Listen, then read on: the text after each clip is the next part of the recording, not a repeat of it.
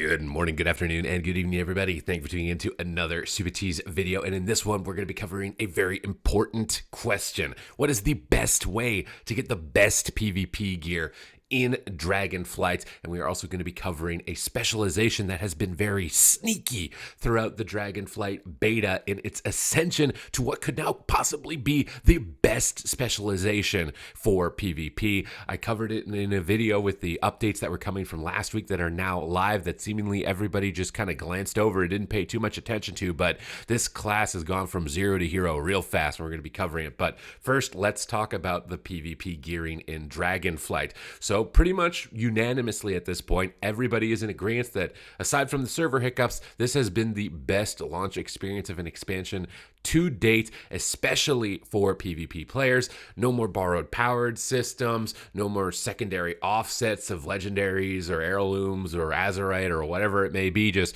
get some PvP gear on, get into the action, and get going. PvP gear is also going to scale. You are now no longer going to be needing to upgrade it for PvP scenarios like rated arenas, battlegrounds, and this type. If you want to upgrade your gear to carry it into other avenues of the game, world PvP, dungeons, and raids, you still have the option to farm the currency and upgrade it. But this means that getting a base set of PvP gear is the easiest it has ever been. I've been able to gear my character up in less than 4 hours from nothing, and I want to cover some tactics on how I did that so that you can min-max your efficiency for it, and some of the tactics that I'm going to be employing for some of my other alternate characters, because finally we're going to also be able to play some alts. I'm very excited for this expansion just straight out of the gate from this.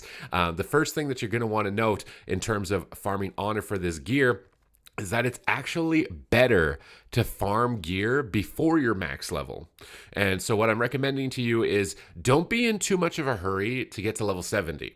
And the main reason for this is that if you get to level 70 really fast without farming any honor, you're just going to be really under geared comparatively to everybody else, and they're going to kind of stomp on you for a little bit. So if you want to avoid that, it's actually better to mix in some battleground queues, some arena skirmish queues while you're leveling and doing quests, so that by the time you get max level, you can get this base honor set almost all out of the way, and you're gonna have a way better experience in those skirmishes and battlegrounds playing at sub level 70, 60 to 69. It's gonna feel a lot better, and then you can just jump into BGs and start stomping people right away, maybe work on some upgrades, finish the rest of the set off, or maybe even work on some professions, because there are gonna be some crafting pieces of gear that you're gonna want to acquire. You will be able to acquire these from the auction house, so if you're a PvP player that's like, he just said professions, why did he just say professions?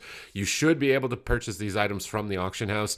There's going to be items that will give you CC reduction, some stat procs that you're going to want to look into, but the best gear that you can get right now, aside from those pieces that players probably haven't been able to even farm up towards anyways, is going to be this honor gear. So just getting honor, doing world PvP quests. Honestly, world PvP is a great thing to engage in. I had a lot of people that were trying to avoid it, and they were just trying to min-max all the way to max level, but it was actually way better to engage in world PvP.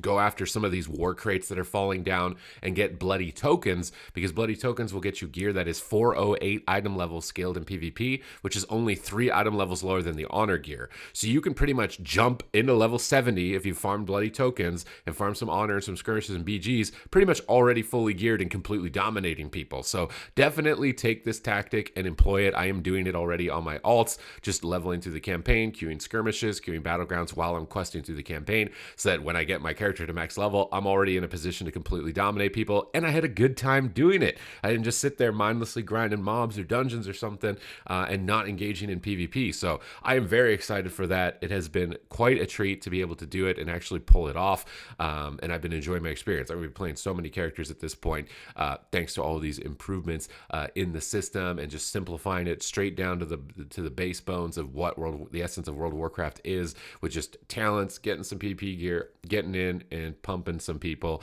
and doing a lot of damage. Very fun.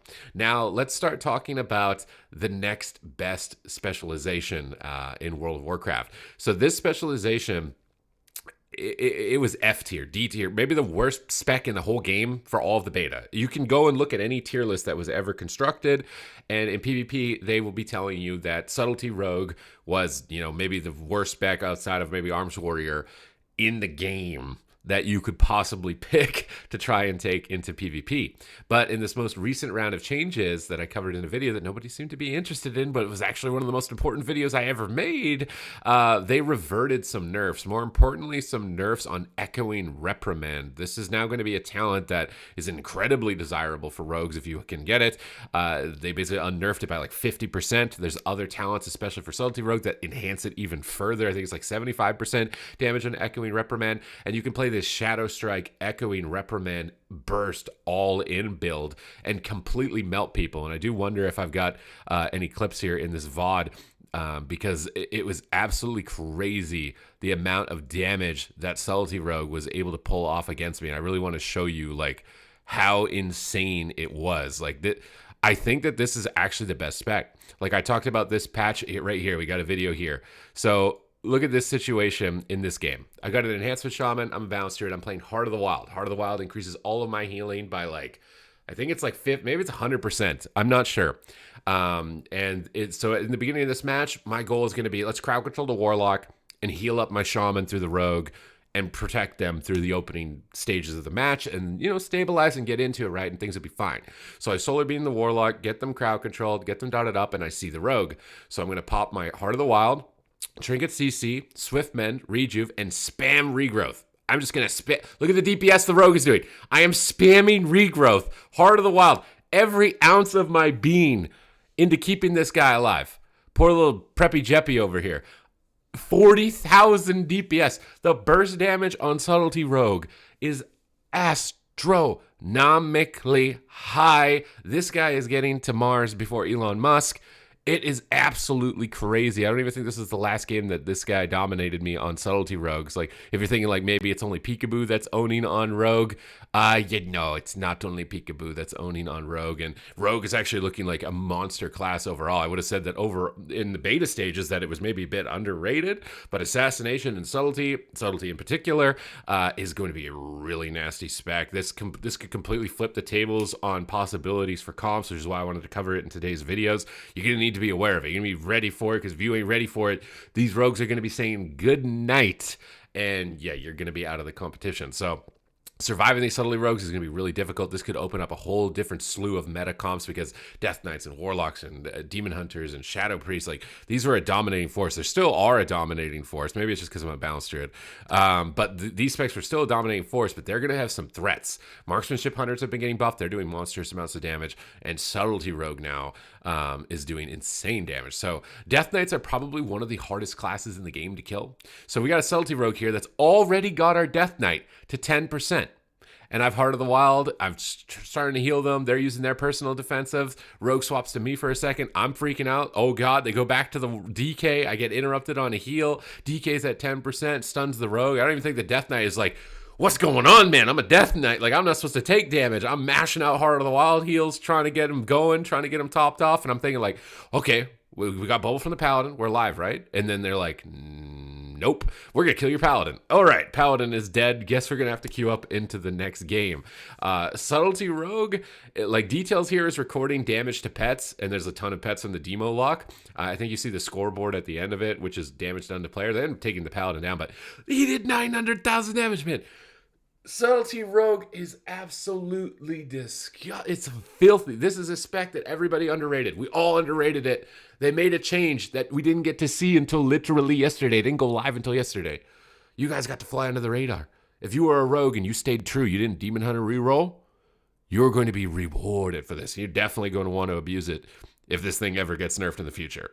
But other than that, thank you very much for watching the video. I hope that you've enjoyed this coverage. You got the strategy down for gearing up your character in PvP and getting it ready, and also maybe being aware that this is a threatening class. Don't underestimate it if you see a Subtlety Rogue. But other than that, thank you for watching the video, and I will catch you in the next one.